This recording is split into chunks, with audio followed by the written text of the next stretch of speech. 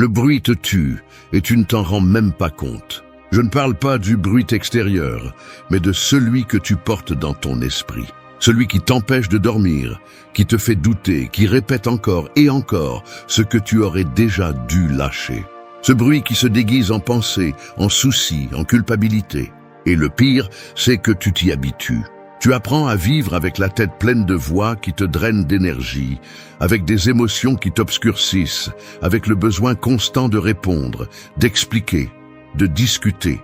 Mais le véritable pouvoir n'est pas dans le fait de parler plus fort, mais d'apprendre à se taire. Le silence n'est pas une faiblesse, c'est la forme la plus élevée de contrôle. Seul celui qui a appris à maîtriser le bruit interne peut agir avec clarté au milieu du chaos. Car le silence ne signifie pas l'absence d'action, mais la présence de conscience. Cela signifie que ton esprit ne réagit plus, mais qu'il choisit. Que tu n'as plus besoin de prouver, de convaincre ou de te défendre, parce que tu sais qui tu es. Le stoïcisme l'a compris il y a des siècles. Plus il y a de bruit à l'intérieur, moins tu as de paix à l'extérieur. C'est pourquoi le travail le plus profond n'est pas de crier tes changements, mais de les réaliser en silence. Sans chercher l'approbation, sans te comparer, sans t'accrocher au passé, sans exiger que le monde te comprenne. Parce que la véritable croissance ne se publie pas, elle se vit. Chaque fois que tu choisis le silence plutôt que le conflit, la tranquillité plutôt que l'impulsion, tu deviens quelqu'un de plus fort. Alors reste, parce que ce n'est pas un message pour celui qui cherche à se sentir bien pour un moment. C'est un message pour celui qui en a marre de vivre avec du bruit dans la tête et qui veut retrouver son pouvoir. Aujourd'hui, tu comprendras que le silence n'est pas la fin de quelque chose, c'est le commencement de tout. 1. Vis sans chercher l'approbation. Imagine une pièce pleine de miroirs. Dans chacun, tu vois une version différente de toi. L'une sourit même si elle est fatiguée. Une autre cherche l'approbation, une autre se compare aux autres, une autre se sent coupable pour quelque chose qu'elle ne peut plus changer. Tu t'approches de chaque reflet en essayant d'ajuster quelque chose, de redresser une image, d'effacer une imperfection. Mais plus tu t'efforces, plus tout devient déformé. Cet endroit est ton esprit lorsque tu vis en cherchant l'approbation. Un labyrinthe de reflets où tu oublies qui tu es vraiment. Parce que chaque miroir te renvoie ce que les autres veulent voir. C'est ainsi que la plupart des gens vivent, en attente du jugement des autres, en adaptant leur essence pour s'adapter à des moules qui changent chaque jour, en renonçant à l'authenticité par peur du rejet. Mais ce qu'ils ne comprennent pas, c'est que plus tu cherches à plaire, plus tu t'éloignes de ta vérité. Vivre sans chercher l'approbation est un acte de rébellion dans un monde qui t'apprend dès l'enfance à plaire. On t'éduque pour recevoir des applaudissements, pas pour te respecter. On te dit que le succès se mesure par l'acceptation, par les likes, par la validation des autres. Mais c'est un piège. Parce que quand tu vis pour plaire, tu deviens esclave des attentes. Ta valeur dépend d'un applaudissement qui peut disparaître à tout moment. Et quand cela arrive, tu ressens le vide. Le stoïcien le savait. Celui qui a besoin d'approbation est faible parce que sa paix dépend de quelque chose qu'il ne contrôle pas. C'est pourquoi la véritable force réside dans le fait de se libérer du désir d'être accepté. Faire ce qui est juste même si personne ne le voit. Tenir sa parole même si personne ne la célèbre. Marcher avec assurance même s'il n'y a pas de témoin. Quand tu arrêtes de chercher l'approbation, quelque chose change. Ton énergie s'organise, ton esprit s'éclaircit, ta présence devient solide. Tu n'as plus rien à prouver parce que tu comprends que ta valeur n'est pas négociable. Et cela se voit. Dans ta façon de parler, de marcher, de décider, tu deviens une personne qui inspire le respect sans avoir à l'exiger. Les gens le ressentent parce que le silence de celui qui n'a pas besoin de plaire impose plus que 1000 mots. Mais arriver à ce point n'est pas facile. Cela demande du courage, parce que le monde te punira pour être toi. On te dira arrogant, distant, difficile. On te montrera du doigt pour ne pas suivre le bruit de la foule. Et c'est là que tu dois rester ferme, parce que le prix de l'authenticité est l'inconfort temporaire. Ensuite vient la liberté. Pense à ceci. Quand tu vivais en cherchant à plaire, ta paix était fragile, ton humeur dépendait de l'humeur des autres, ton estime de toi s'effondrait avec une critique. Mais maintenant tu comprends que la validation la plus puissante vient de ta conscience tranquille, pas de la foule mais de toi-même. À cet instant, tu découvres quelque chose qui change tout, que le silence intérieur est plus satisfaisant que n'importe quel éloge. Parce qu'il n'y a pas de bruit plus épuisant que celui de vivre en essayant d'être accepté. Alors laisse-les parler, critiquer, ne pas comprendre. Tu n'as pas besoin d'expliquer qui tu es, ta vie parlera pour toi. Vivre sans chercher l'approbation ne signifie pas t'isoler. Cela signifie être si authentique que tu n'as plus besoin de prétendre quoi que ce soit. Et quand tu arrives là, le monde cesse d'avoir du pouvoir sur toi. C'est ça la véritable paix. 2. Arrête de te comparer aux autres. Te comparer aux autres, c'est comme courir une course sans savoir où tu vas, mais tu continues de courir simplement parce que tout le monde le fait. Tu regardes autour de toi et tu vois les autres avancer, rire, réussir, afficher une confiance apparente, et à ce moment-là, tu as l'impression d'être en retard. Mais la vérité est que personne ne suit le même chemin. Chaque personne vit une histoire avec des temps, des blessures et des leçons différentes. Pourtant, l'esprit humain s'obstine à tout mesurer avec la mesure des autres. Tu te compares à celui qui a plus, à celui qui a réussi avant, à celui qui semble plus heureux, sans savoir ce que cette personne a dû perdre pour arriver là. Te comparer, c'est t'oublier. C'est te distraire du processus que seul toi peux vivre. Le problème est que la comparaison est devenue une addiction moderne. Sur les réseaux, dans les conversations, dans les pensées, tout est conçu pour que tu mesures ta valeur par rapport à l'autre. Mais personne ne publie ses chutes, personne ne montre les nuits où il a pensé à abandonner, personne n'enseigne la partie où il a pleuré tout en prétendant avoir tout sous contrôle.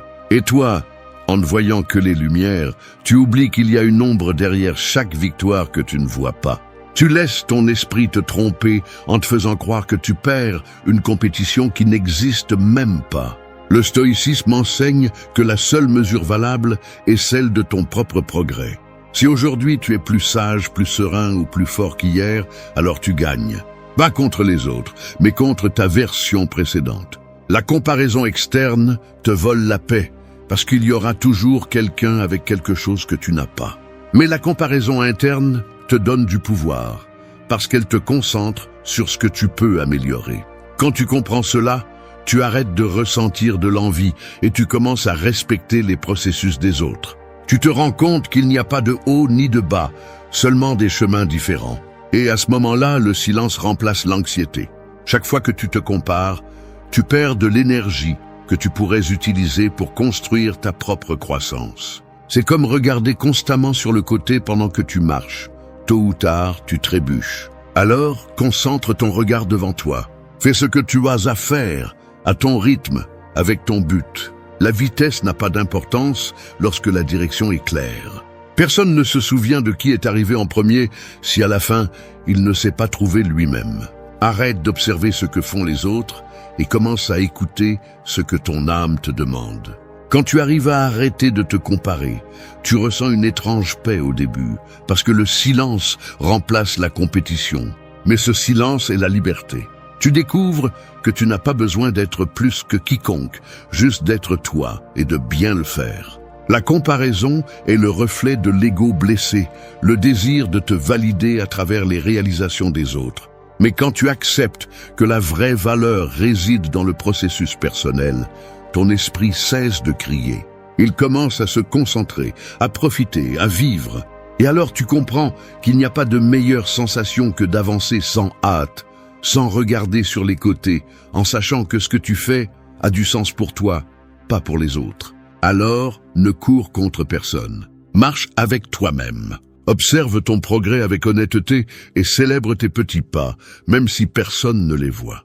Parce que chaque jour où tu choisis ton propre rythme au lieu de concourir, tu guéris. Tu construis une vie avec un but, sans bruit, sans comparaison. Et quand tu regarderas en arrière, tu te rendras compte de quelque chose de puissant. Le temps que tu as perdu à te comparer était le même que tu avais besoin pour te trouver. 3. Lâche la culpabilité du passé. Porter la culpabilité est comme traîner une valise pleine de pierres sur un chemin sans fin. Au début, tu penses que tu peux la porter, que c'est juste une question de force. Mais à chaque pas, tu te rends compte qu'elle pèse de plus en plus. Le plus curieux, c'est que personne ne t'oblige à la porter. C'est toi qui as décidé de ne pas la lâcher.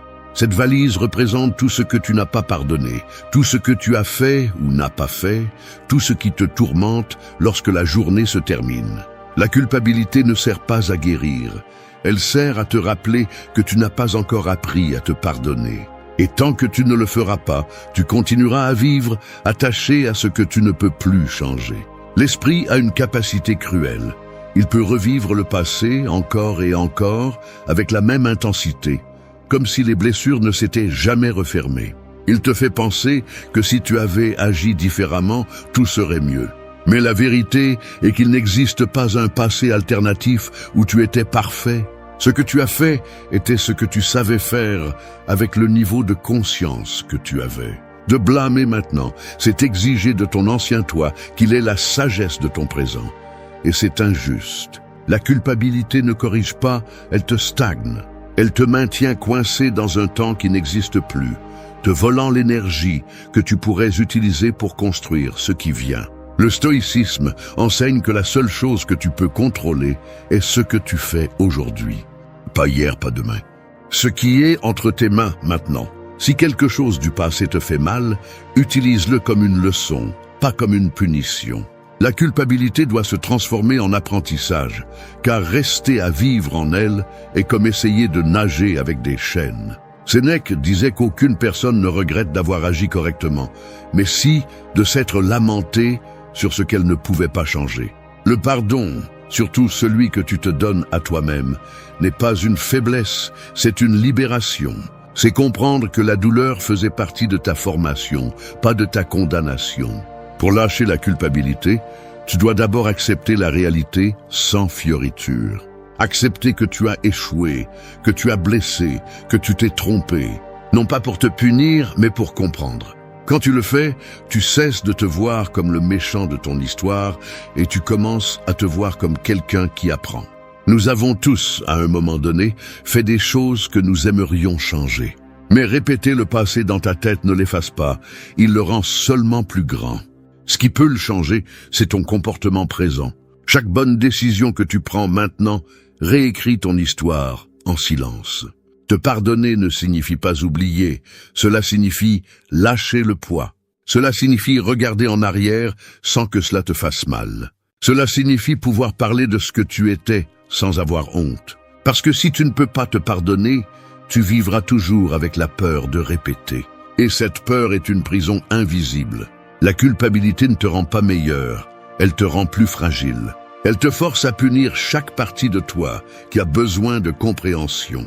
Mais quand tu choisis de te pardonner, tu ne guéris pas seulement, tu retrouves ta force. Alors laisse cette valise sur le sol. Regarde en arrière avec gratitude, pas avec rancune. Le passé a déjà fait son travail. Il t'a montré ce que tu ne veux plus être. Maintenant, ton devoir est d'avancer léger. Parce que tant que tu continues à porter ce qui n'existe plus, l'avenir ne pourra jamais arriver. Lâcher la culpabilité, ce n'est pas oublier ce qui s'est passé, c'est décider que ton histoire ne se termine pas à ce point. C'est fermer la blessure avec acceptation et continuer à marcher avec dignité. Parce que celui qui se pardonne, finalement se libère. 4. Accepte ce que tu ne peux pas contrôler. Il y a des tempêtes qui ne s'arrêtent pas même si tu fermes les yeux. Tu peux crier, courir ou essayer de convaincre le ciel d'arrêter de pleuvoir, mais la pluie continuera de tomber, peu importe ce que tu fais. C'est la vie. Il y a des choses qui ne dépendent tout simplement pas de toi. Des personnes qui changent sans prévenir, des circonstances qui te dépassent, des pertes que tu ne peux pas éviter. Pourtant, l'esprit humain résiste à cette vérité. Il veut tout contrôler, gérer chaque résultat, comprendre chaque cause. Mais cette tentative de dominer l'indomptable ne génère que de la souffrance, le besoin de contrôle et le déguisement de la peur. Une façon de cacher l'insécurité derrière le désir que tout se passe comme tu le veux. Accepter ce que tu ne peux pas contrôler ne signifie pas abandonner. Cela signifie te libérer. Cela signifie arrêter de lutter contre la réalité et commencer à travailler avec elle. C'est comprendre que tout ce qui fait mal n'est pas entre tes mains, mais c'est à toi de décider comment tu choisis de l'affronter. C'est la différence entre la faiblesse et la force. Le faible se frustre parce qu'il ne peut pas changer les circonstances. Le fort se concentre sur le changement de sa réponse. Le calme ne vient pas de tout contrôler, mais d'accepter que le contrôle est une illusion. Tu peux te préparer, prévoir, agir avec prudence, mais à la fin, le monde bougera comme il le souhaite et ta tâche n'est pas de le dominer, mais de t'adapter à lui. Le stoïcisme l'explique clairement. Il divise la vie entre ce qui dépend de toi et ce qui ne dépend pas de toi. De toi dépend ton esprit, tes actions, tes décisions. Tu ne peux pas contrôler le comportement des autres, les opinions, le climat, les résultats. Mais la plupart des gens investissent leur énergie à l'envers, essayant de contrôler l'extérieur tout en négligeant l'intérieur. C'est pourquoi ils vivent fatigués, frustrés et anxieux.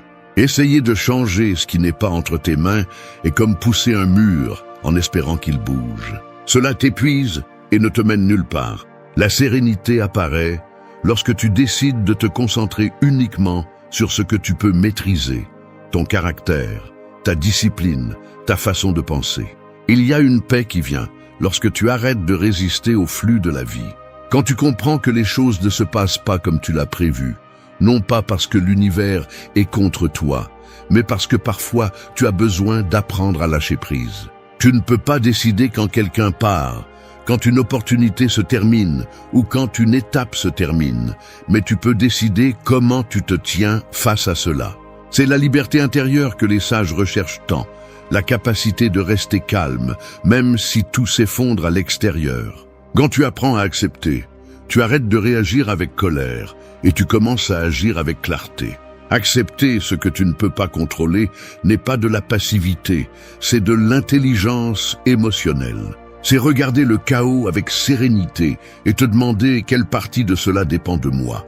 C'est ne pas t'épuiser à discuter avec la réalité, parce que la réalité ne change pas avec des arguments. Tu changes et en le faisant, ta perception du monde change. C'est le paradoxe. Plus tu acceptes, plus tu deviens fort. Parce que l'acceptation ne te retire pas de pouvoir. Elle te rend celui que tu avais perdu en luttant contre l'inévitable. Alors, arrête d'essayer d'arrêter la tempête et apprends à marcher sous la pluie. Laisse le vent souffler, laisse la vie bouger, laisse le temps arranger ce qu'il doit. Tout n'a pas besoin de ton intervention, tout ne mérite pas ton contrôle. Parfois, la chose la plus sage que tu peux faire est d'observer en silence, de respirer profondément et de laisser les choses suivre leur cours. Parce que lorsque tu acceptes ce que tu ne peux pas contrôler, le bruit s'éteint, l'esprit se calme et l'âme enfin se repose. 5. Renonce à avoir toujours raison. Défendre la raison à tout prix est comme essayer de tenir une corde qui brûle entre tes mains. Plus tu la serres, plus elle te fait mal.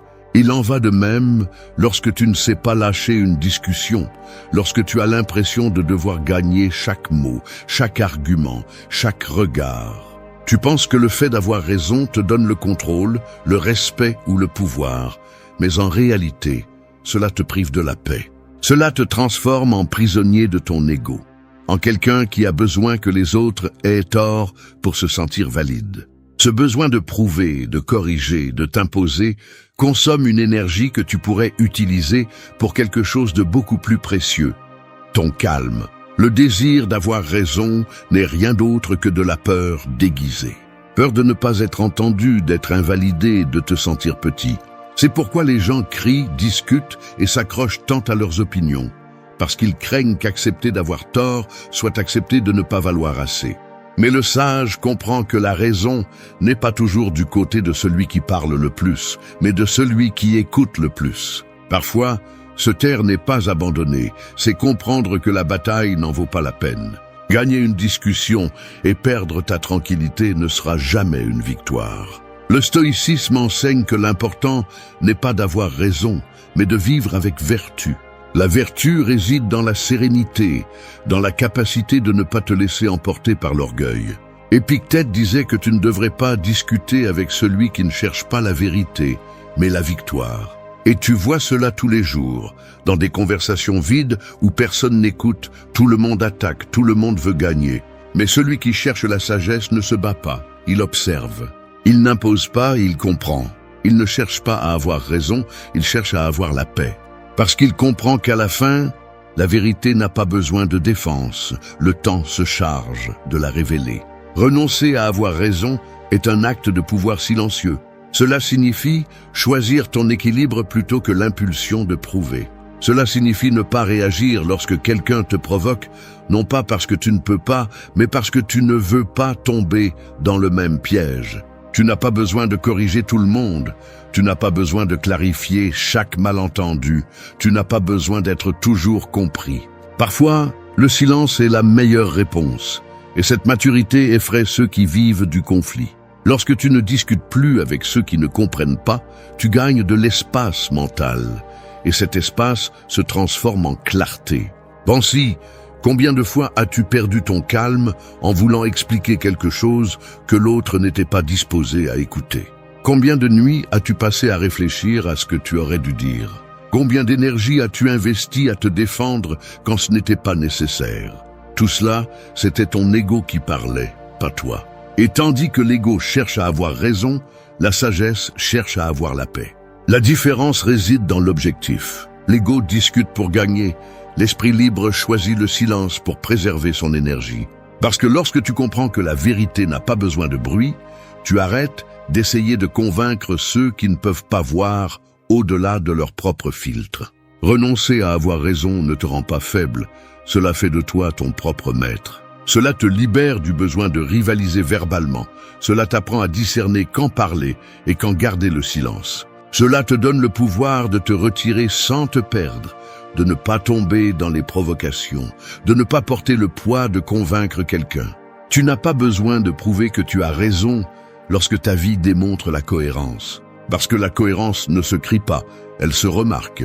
Et lorsque tu vis en paix avec tes principes, les discussions deviennent insignifiantes. La véritable victoire n'est pas qu'on te donne raison, c'est de ne pas en avoir besoin pour rester calme. Et c'est le genre de force que le monde ne comprend pas encore, mais finit toujours par respecter.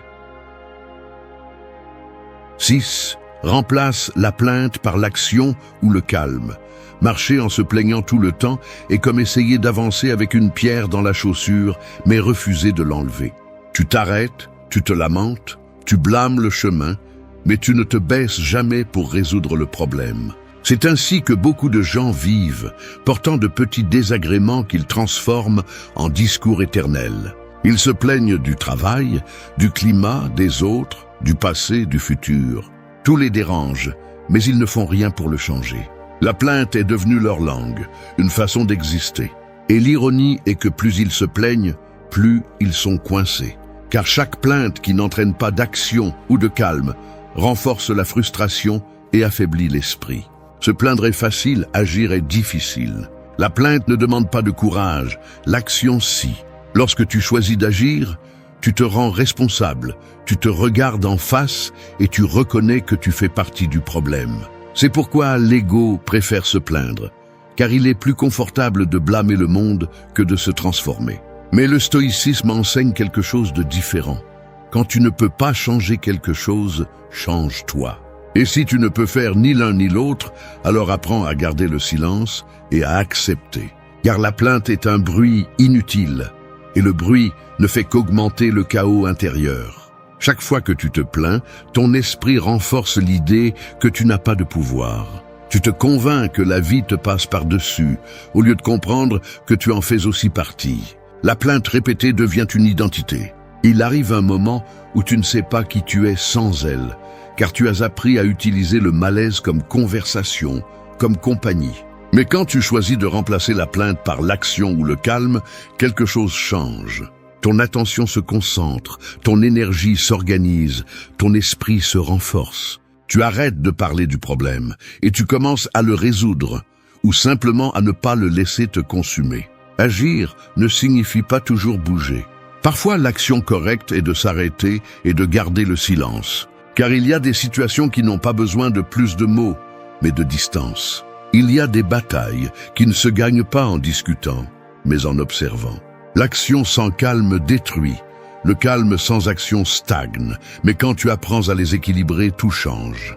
Tu apprends à parler moins et à faire plus, à laisser tes résultats être tes réponses, à ne pas nourrir le drame qui épuise tant. C'est la discipline mentale du sage, transformer la plainte en but ou en paix. Chaque fois que tu as envie de te plaindre, pose-toi une question simple. Puis-je changer cela? Si la réponse est oui, agis. Si la réponse est non, accepte. Il n'y a rien de plus. Se plaindre de ce que tu peux changer est de la paresse, et se plaindre de ce que tu ne peux pas changer est un manque de sagesse. Les gens forts ne se plaignent pas parce qu'ils savent que la plainte ne change rien. Elle fait bouger la langue, mais pas le destin. Et si tu n'es pas prêt à bouger, alors garde au moins le silence et conserve ton énergie. La vie est déjà assez compliquée pour la gaspiller en lamentations qui ne mènent nulle part. Transformer la plainte en action ou en calme est un entraînement quotidien. Au début, c'est difficile parce que le cerveau est habitué à se soulager immédiatement. Mais avec le temps, tu découvres quelque chose de puissant, que le silence est plus efficace que la plainte et que l'action apporte plus de soulagement que 1000 mots de frustration. Tu n'as pas besoin de te plaindre pour libérer ce que tu ressens. Tu as besoin d'agir ou de lâcher prise. Et lorsque tu choisis l'un ou l'autre, tu reprends le contrôle de ton esprit. Car la paix n'est pas obtenue en parlant de ce qui fait mal, mais en faisant ce qui guérit. Laisse les autres s'enfoncer dans leur bruit. Toi, choisis le silence, le mouvement ou l'acceptation. Ce choix fait la différence entre vivre épuisé ou vivre en paix. 7. Avancez sans hâte et avec patience. La vie ressemble à une graine enterrée sous terre. Peu importe combien vous criez ou combien vous l'observez, elle ne va pas germer avant l'heure. Elle a son rythme, son processus, son silence. Mais l'être humain, impatient par nature, veut des résultats immédiats, veut fleurir sans passer par l'obscurité, veut du succès sans attente, veut la paix sans discipline. Nous vivons à une époque où tout s'accélère, où vous confondez mouvement avec progrès et rapidité avec efficacité. Mais l'impatience ne génère que de l'anxiété, vous fait perdre votre concentration et vous vole votre calme. Avancer sans hâte ne signifie pas rester immobile. Cela signifie comprendre que les grandes choses prennent du temps, que ce qui vaut la peine nécessite de la maturation. La patience ne consiste pas à attendre sans rien faire, mais à garder son calme, tout en faisant ce que vous devez faire. Cela signifie agir sans désespoir, faire confiance au processus même lorsque vous ne voyez pas de résultat. C'est une vertu silencieuse que seul l'effort possède, car elle implique de renoncer au contrôle du temps. Le stoïcisme enseigne que la vie n'avance pas toujours au rythme que vous souhaitez, mais toujours au rythme dont vous avez besoin. Forcer les choses ne les accélère pas, cela les brise seulement. Et chaque fois que vous vous impatientez, vous finissez par saboter ce que le temps préparait pour vous. Le problème est que nous vivons obsédés par l'arrivée. Arriver à l'objectif, à la reconnaissance, à la stabilité, au bonheur. Et dans cette course constante, vous oubliez l'essentiel, profitez du voyage. Vous pensez que lorsque vous atteindrez ce que vous cherchez, vous vous sentirez enfin complet. Mais lorsque vous arrivez, vous cherchez déjà autre chose.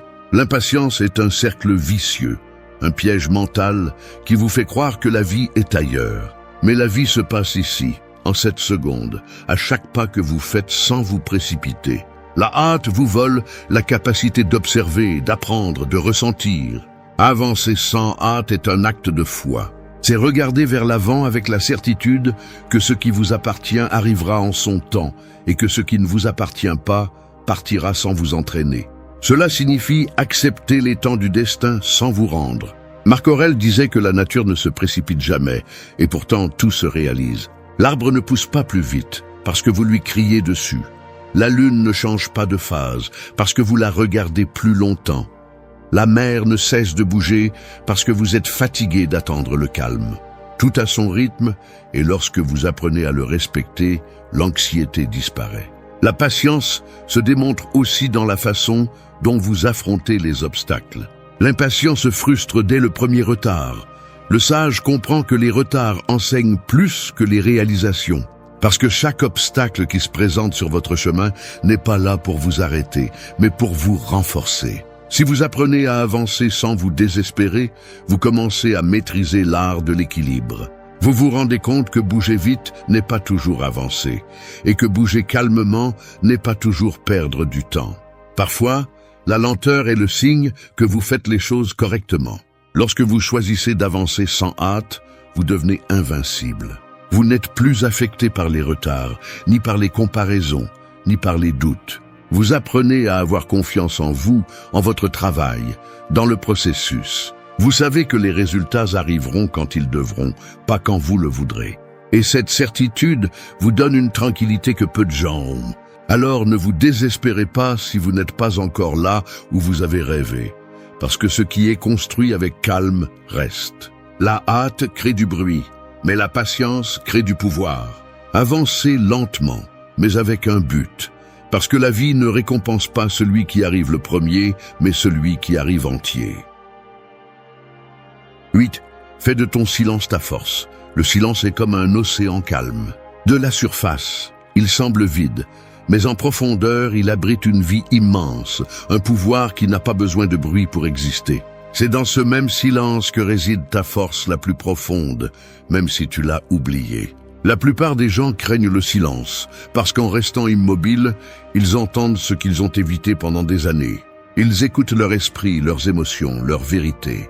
C'est pourquoi ils cherchent du bruit, de la distraction, une compagnie constante. Mais celui qui apprend à rester silencieux découvre quelque chose que peu atteignent, la maîtrise intérieure. Le silence n'est pas l'absence de mots, c'est la présence de conscience. C'est l'espace où tout se met en ordre, où ce qui faisait mal auparavant est compris et où ce qui semblait important perd de son poids. Vivre dans le bruit est devenu normal. Nous sommes entourés de conversations vides, de notifications, d'opinions, de discussions. Tout le monde parle, peu réfléchissent. Mais la force ne se démontre pas en élevant la voix, mais en sachant quand se taire. Le silence est le langage des sages, l'endroit où l'esprit se renouvelle et l'énergie se réorganise. Positives Denken besteht nicht darin, leere Phrasen zu wiederholen oder gezwungen zu lächeln, wenn alles zusammenbricht. Es ist eine Form des mentalen Trainings, eine innere Disziplin. Positiv zu denken aus der stoischen Perspektive bedeutet, zu lernen, inmitten des Chaos die Ruhe zu bewahren, die Klarheit nicht zu verlieren, wenn das Leben zuschlägt und standhaft zu bleiben, wenn nichts stabil zu sein scheint. Es geht nicht darum, die Realität zu leugnen, sondern die Interpretation, die du von ihr machst, zu beherrschen. Der menschliche Geist kann dein Verbündeter oder dein Henker sein. Wenn du ihn nicht trainierst, kontrolliert er dich. Wenn du ihn leitest, befreit er dich. Deshalb ist dies kein Video über leere Motivation. Es ist ein praktischer Leitfaden zur Stärkung des Denkens, zur Veränderung der Art und Weise, wie du mit dir selbst sprichst, wie du reagierst, wie du dem Unvermeidlichen begegnest. Durch diese 8 Lektionen wirst du entdecken, dass positives Denken nicht auf Illusionen, sondern auf Entscheidungen basiert. Du wirst lernen, deinen inneren Dialog zu führen, deinen Geist zu ordnen, deinen Körper mit deinen Emotionen auszugleichen und eine Umgebung zu schaffen, die deine Energie schützt. Denn die wahre Macht liegt nicht darin, das zu kontrollieren, was draußen passiert, sondern das zu regieren, was drinnen passiert. Deinen Geist zu trainieren ist ein täglicher Kampf und jeder Gedanke, den du wählst, ist ein Schritt zum Sieg oder zur Niederlage. Was du gleich hören wirst, soll dir nicht nur für ein paar Minuten ein gutes Gefühl geben, sondern dir beibringen, wie du eine innere Festung aufbaust, die jedem Sturm standhält. 1. Beherrsche deinen inneren Dialog. Dein Geist ist wie ein Raum, in dem du den ganzen Tag mit dir selbst sprichst. Wenn darin nur Lärm, Beschwerden oder Angst herrschen, spielt es keine Rolle, wie viel Licht von außen hereinkommt. Die Atmosphäre bleibt dunkel. Aber wenn du lernst, mit Klarheit und Entschlossenheit zu dir selbst zu sprechen, wird dieser Raum zu einer Zuflucht, selbst wenn draußen alles zusammenbricht. Der innere Dialog ist die Stimme, die dich begleitet, wenn niemand sonst es tut. Und wenn du ihn nicht beherrschst, kann er zu deinem schlimmsten Feind werden. Positives Denken aus der stoischen Perspektive bedeutet nicht, schöne Sätze zu wiederholen, sondern die Art und Weise zu ändern, wie du interpretierst, was passiert. Es geht nicht darum, dir die Traurigkeit zu verweigern, sondern dir in Erinnerung zu rufen, dass du nicht die Traurigkeit bist. Es geht nicht darum, dir zu sagen, dass alles in Ordnung ist, sondern dir zu sagen, dass du in Ordnung sein kannst, auch wenn die Dinge es nicht sind. Das ist der Unterschied zwischen Selbsttäuschung und Stärkung. Die Stoiker lehrten, dass die Macht nicht in den Tatsachen liegt, sondern in der Art und Weise, wie du sie wahrnimmst. Und den inneren Dialog zu beherrschen bedeutet, diese Wahrnehmung so zu formen, dass sie zu deinem Vorteil und nicht zu deinem Nachteil arbeitet. Jeder Gedanke, den du unkontrolliert passieren lässt, wird zu einem Samenkorn. Wenn du zulässt, dass die Samen der Angst wachsen, wird bald alles, was du siehst, von Unsicherheit geprägt sein. Wenn du die Samen der Gelassenheit pflegst, wird dein Geist lernen, Ruhe zu finden, selbst in der Verwirrung. Die meisten Menschen verlieren nicht wegen dem, was passiert, sondern wegen dem, was sie sich selbst sagen, wenn es passiert. Es ist diese innere Stimme, die bestimmt, ob du untergehst oder vorankommst. Deshalb musst du sie beobachten, zuhören, hinterfragen und dann trainieren. Wenn du mit dir selbst sprichst, tue es mit Respekt, Entschlossenheit und Wahrheit. Nicht mit Nachsicht, aber auch nicht mit Grausamkeit. Sich selbst zu sagen, ich bin ein Versager, macht dich nicht verantwortlich, es macht dich schwach. Sich selbst zu sagen, ich habe versagt, aber ich kann es korrigieren, macht dich bewusst und hält dich in Bewegung. Du musst nicht zu deinem eigenen Feind werden, um mehr von dir zu verlangen. Du musst zu deinem eigenen Führer werden. Niemand kann dich bei jedem Gedanken begleiten, aber du kannst diese Stimme zu einer Kraft machen, die dich antreibt, besser, gelassener und weiser zu sein. Es wird Tage geben, an denen der Geist versucht, dich zu Gedanken zu ziehen, die dir Kraft nehmen. In diesen Momenten erinnere dich daran. Du bist nicht das, was du denkst. Du bist derjenige, der entscheidet, welche Gedanken du nährst. Den inneren Dialog zu beherrschen bedeutet, diese Macht zurückzugewinnen. Es bedeutet, nicht auf jede negative Idee zu reagieren, sondern sie durch eine nützlichere zu ersetzen. Wenn du denkst, das überfordert mich, ändere es in ich beherrsche es noch nicht, aber ich kann es lernen.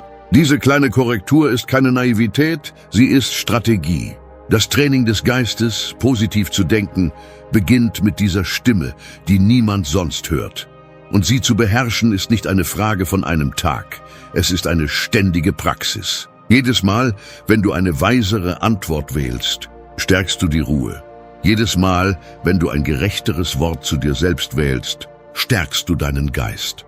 Und wenn es dir gelingt, deine innere Stimme von einem Richter in einen Mentor zu verwandeln, ändert sich alles. Die Welt hört auf, eine Bedrohung zu sein und wird zu einer Bühne für Wachstum. Achte also darauf, wie du mit dir selbst sprichst. Die Worte, die du mit dir selbst verwendest, sind das Material, mit dem du deine Realität baust. Wenn dein innerer Dialog ein Schlachtfeld ist, beginnst du jeden Tag im Krieg.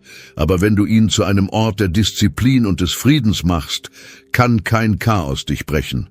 Deinen Geist zu beherrschen, beginnt damit, deine Stimme zu beherrschen. Und wenn du das schaffst, wirst du feststellen, dass die wahre Freiheit nicht darin liegt, was du denkst, sondern wie du entscheidest zu denken. 2. Ordne deinen Geist. Ein ungeordneter Geist ist wie ein Haus voller überall verstreuter Gegenstände. Du kannst dich nicht frei bewegen, du kannst nicht klar denken und jeder Schritt wird zu einem Hindernis. Wenn alles in deinem Inneren durcheinander ist, scheint jedes Problem größer zu sein, als es tatsächlich ist. Den Geist zu ordnen bedeutet nicht, ihn zum Schweigen zu bringen, sondern zu lernen, ihm eine Richtung zu geben.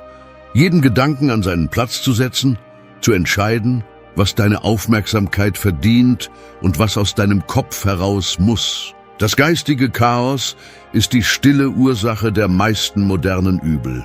Menschen, die nicht zur Ruhe kommen, die ständig besorgt sind, die zu viel denken, ohne zu einem Schluss zu kommen, nicht weil die Welt unerträglich ist, sondern weil ihr Geist keine Ordnung hat.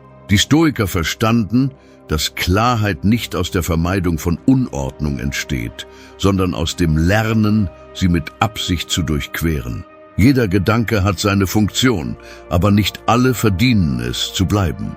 So wie du dein Haus reinigst, musst du deinen Geist reinigen, denn ohne diesen inneren Raum gibt es keine mögliche Ruhe. Das Ordnen des Geistes beginnt, wenn du erkennst, dass du nicht alles gleichzeitig lösen kannst. Sorgen häufen sich, wenn du